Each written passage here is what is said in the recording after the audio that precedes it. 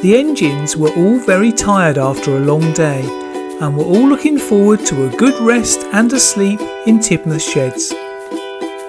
James said that he had travelled the same route so many times that day that he couldn't get it out of his mind. He kept going round and round and round. "A good sleep is all you need, James," said Thomas. "I know my route so well, I think I could travel it with my eyes closed," said James. "I don't think you ought to try that," said Percy. "OK," said James, but he still went to sleep, dreaming of his route.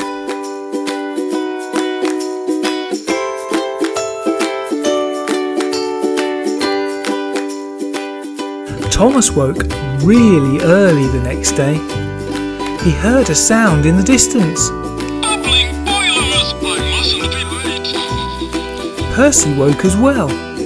"Did you hear that, Percy?" said Thomas. "Yes, it sounds like James." Thomas went to look in James's shed. "He's gone," said Thomas. "We'd better go and find him." So Thomas and Percy left the sheds.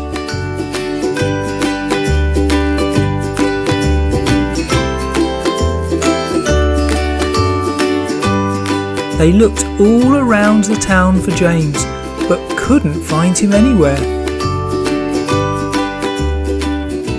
They returned to the sheds, but before going in, they stopped. I'm no slow coach. I am a really splendid engine. "Can you hear something, Percy?" said Thomas.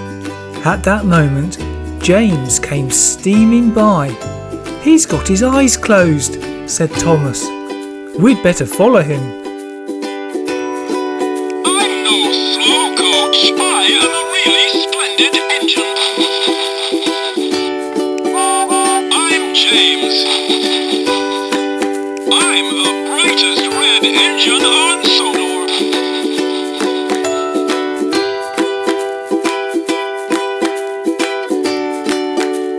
Bubbling boilers! I mustn't be late. They followed James around town. His eyes were closed the whole time, and he kept saying the same things over and over again. I'm James. But he did wait at junctions. Brightest red engine on Sodor. "He's sleepwalking and talking at the same time," said Thomas. I'm no slow coach. I am a really splendid engine. I'm James the brightest then red headed back to engine Tidmouth on sheds. Sodor.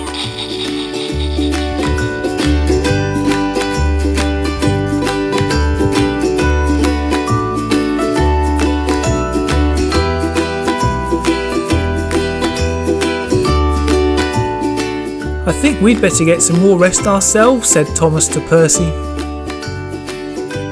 Later that morning, the engines were all awake, except one. Percy and Thomas told Gordon and Henry all about James's sleep talking and walking. "Good morning all," said James. "I don't know why, because I had a good sleep, but my wheels are aching." Everybody laughed. Thanks for watching our story, which used the Trackmaster Talking James. As James motors around the track, he says a number of different sayings and makes a chugging sound. Mind my paintwork!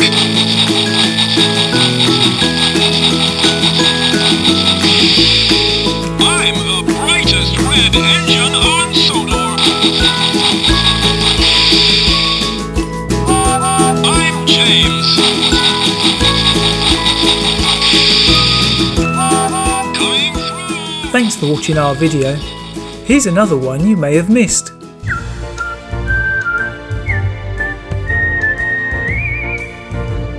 Henry was on his way to pick up a very important person. He'd avoided the mud that Spencer and Gordon were splashed with and had already picked up the royal coach, which he was now pulling. Things were going well for Henry.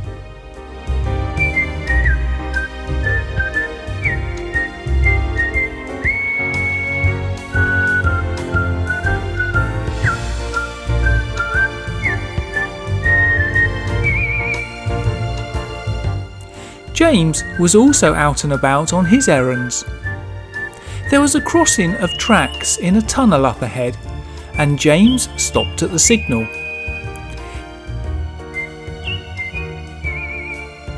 Henry was coming from the other direction, and he stopped too.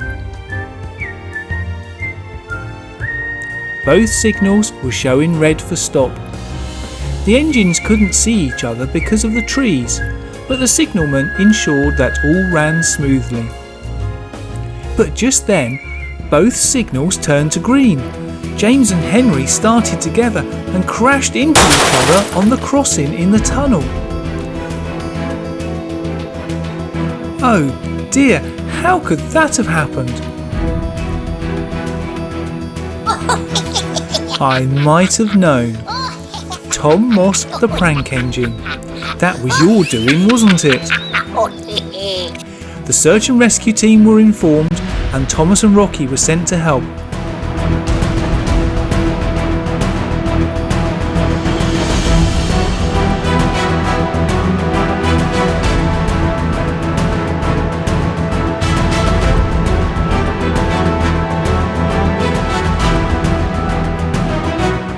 When they arrived, Thomas pulled Rocky into position above the tunnel.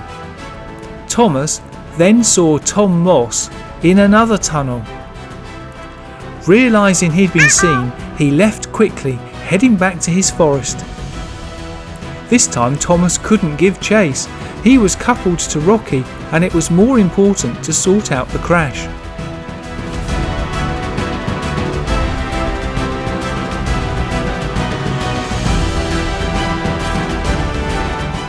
Percy was passing and saw the crash.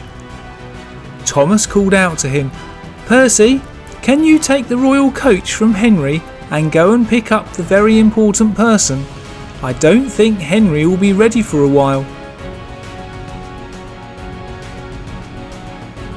Percy backed up to the coach, coupled up, and then left.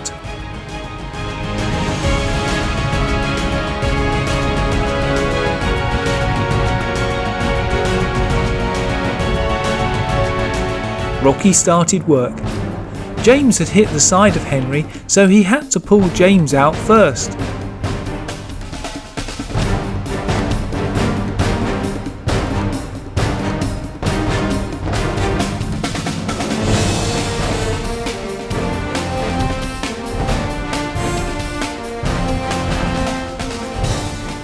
Then he moved into position to pull Henry out and put him back on the rails.